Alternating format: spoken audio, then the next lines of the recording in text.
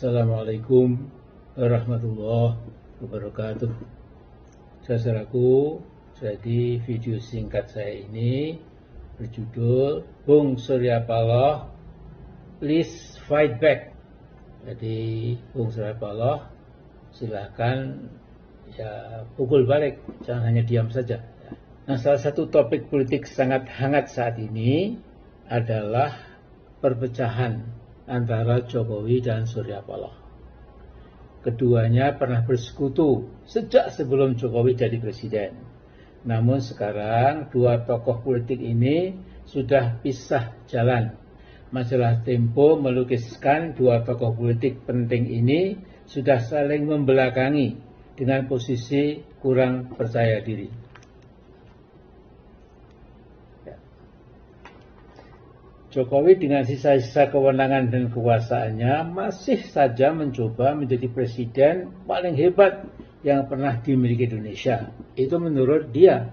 Tapi cukup banyak pula yang berpendapat Jokowi presiden yang tergawat. Seluruh langkah politiknya bertujuan untuk membunuh demokrasi.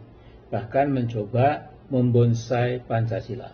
Saudaraku, Johnny Plate, Menteri Jokowi dan tokoh penting di Nasdem sudah jadi tersangka, sudah meringkuk di tahanan penjara Salemba.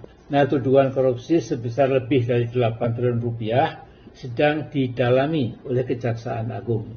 Ada persamaan dan perbedaan yang pokok antara Jokowi dan Surya Paloh.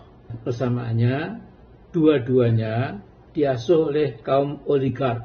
Dua-duanya sangat akrab dengan bandit-bandit oligarki yang sedang dan terus mencoba mengangkangi Indonesia.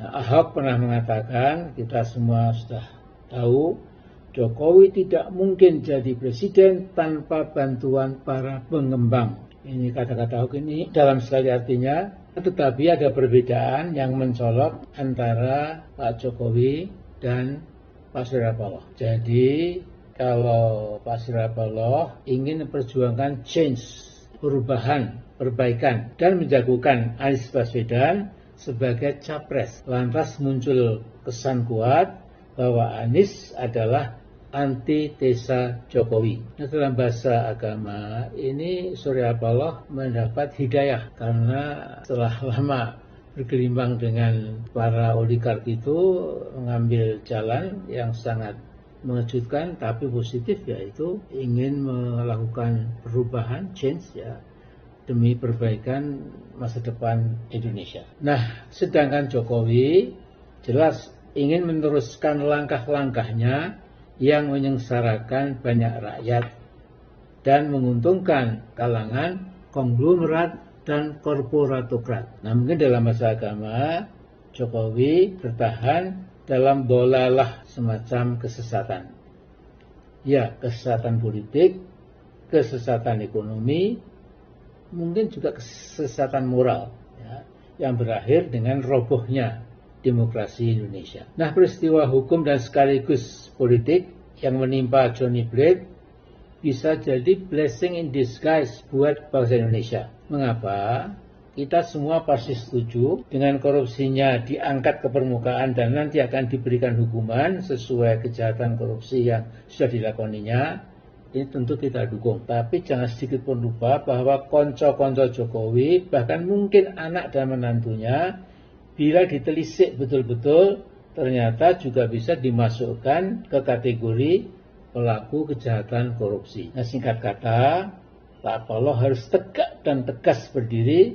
Maaf Pak, jangan bermental lembek. Ini Anda punya peran besar sekali. Nah, peristiwa Johnny Plate bisa menjadi gerbang lebar buat membongkar juga korupsinya konco-konconya Pak Jokowi. Setahu saya, Pak Muhammad Prasetyo, Jaksa Agung sebelum yang sekarang, Pak Burhanuddin, pasti punya segepok dokumen tentang korupsinya para teman-temannya Pak Jokowi. Jadi buatlah konferensi pers yang tanpa tedeng aling-aling, supaya apa? Terjadi saling bongkar antara dua kubu yang pernah bersatu dan kini berseteru.